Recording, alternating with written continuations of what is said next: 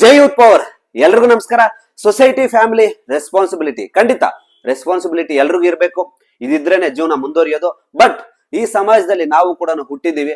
ನಮ್ಮ ಸೊಸೈಟಿಗೆ ಏನಾದ್ರೂ ಒಂದಾದ್ರೂ ಮಾಡ್ಬೇಕಲ್ಲ. ಚಿಕ್ಕದೋ ದೊಡ್ಡದೋ ಯಾವ್ದೋ ನಮ್ ಕೈಯಲ್ಲಿ ಆದಷ್ಟು ಆ ದೇವ್ರು ನಮ್ಗೆ ಎಷ್ಟು ಶಕ್ತಿ ಕೊಟ್ಟಿದಾರೋ ಆ ಶಕ್ತಿ ಇಟ್ಕೊಂಡು ಯಾರಿಗಾದ್ರೂ ಬಡವರಿಗೆ ಸಹಾಯ ಮಾಡ್ಬೋದಲ್ಲ. ಹೌದು, ಮುಂದೆ ನಿಂತು ನಾವು ಮಾಡ್ತಿದೀವಿ.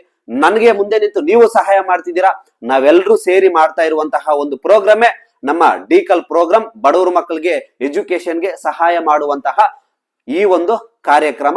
ಮುಂದೆ ನಿಂತು ನೀವೆಲ್ಲರೂ ಸಪೋರ್ಟ್ ಮಾಡ್ತಿದ್ದೀರಾ. ನೋಡಿ, ನಾಳೆ ಬಂದು ಡಿಕಲ್ ಪ್ರೋಗ್ರಾಮ್ ಯಾವ ಊರಲ್ಲಿ ಮಾಡೋಣ ಅಂತ ನೀವೇ ಡಿಸೈಡ್ ಮಾಡಿ. ನೋಡಿ, 2 ತಾಲೂಕು ನಾನು ಸೆಲೆಕ್ಟ್ ಮಾಡ್ಕೊಂಡಿದ್ದೀನಿ. ಒಂದು ಬಂದು ನಮ್ಮ ಆನೇಕಲ್ ತಾಲೂಕು, ಅದಾದ್ಮೇಲೆ ನಮ್ಮ ಮಾಳೂರು ತಾಲೂಕು. ಸೊ ಈ 2 ತಾಲೂಕಲ್ಲಿ ಯಾವ ಊರಿಗೆ ಬಂದು ನಾನು ಡಿಕಲ್ ಪ್ರೋಗ್ರಾಮ್ ಮಾಡ್ಬೇಕು, ಯಾವ ಊರಿಗೆ ಬಂದ್ರೆ ನೀವು ಜಾಸ್ತಿ ಮುಂದೆ ನಿಂತು ನನಗೆ ಸಪೋರ್ಟ್ ಮಾಡ್ತೀರಾ ಅಂತ ನೀವೇ ಕಮೆಂಟ್ ಬಾಕ್ಸ್ ಅಲ್ಲಿ ಕಮೆಂಟ್ ಮಾಡ್ಬಿಡಿ.